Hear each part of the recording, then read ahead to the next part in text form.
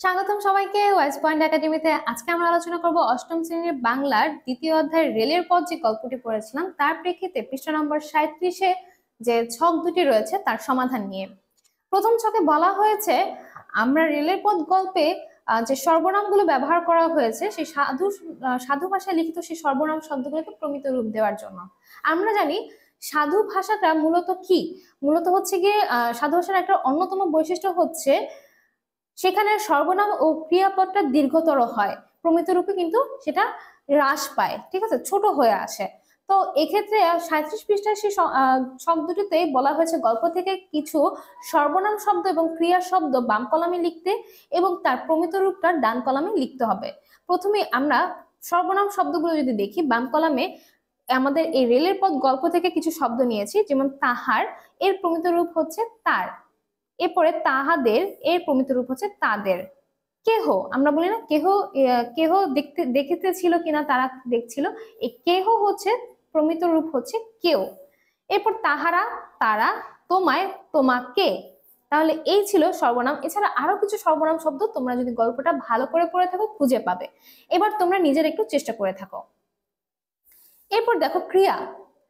আচ্ছা, সাধু ভাষায় যে ক্রিয়া শব্দগুলো ব্যবহার হয়েছিল তার প্রমিত রূপ কি রূপ হয়, তাহলে চলো দেখে নিই।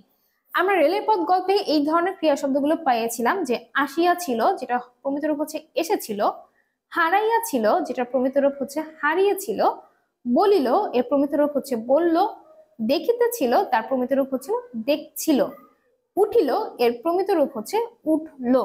তাহলে আসিয়া ছিল, হারাইয়া ছিল, দেখিতে ছিল, এগুলো কিন্তু হচ্ছে ক্রিয়া শব্দ সাধু ভাষায় দীর্ঘতম হচ্ছে, যেটা প্রমিত ভাষায় আবার সেটা সংক্ষিপ্ত হয়ে আসছে, তাই না? বলিল, উঠিল, এগুলো কিন্তু সংক্ষিপ্ত হয়ে বলল, উঠলো, এভাবে প্রমিত ভাষায় রূপান্তর হয়েছে। আশা করি তোমরা বুঝতে পেরেছো।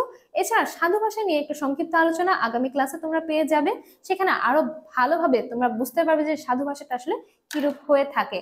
তাহলে আজকের ক্লাসটা এ পর্যন্ত, আশা করি তোমরা বুঝতে পেরেছো এবং আমি বলবো তোমরা নিজেরা রেলের পথ এই গল্পটি পড়ে তারপর নতুন নতুন শব্দ খুঁজে বের করে তাকে প্রমিত রূপে রূপান্তর করো।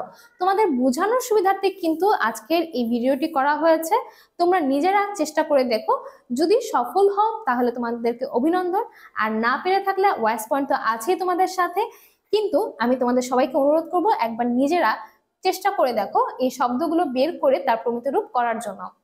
তোমরা নিশ্চয়ই তা সফলভাবে পারবে। আজকে এ পর্যন্তই। আগামী ক্লাসে নতুন সমাধান নিয়ে তোমাদের সামনে হাজির হব। সবাই ভালো থাকবে। ধন্যবাদ সবাইকে।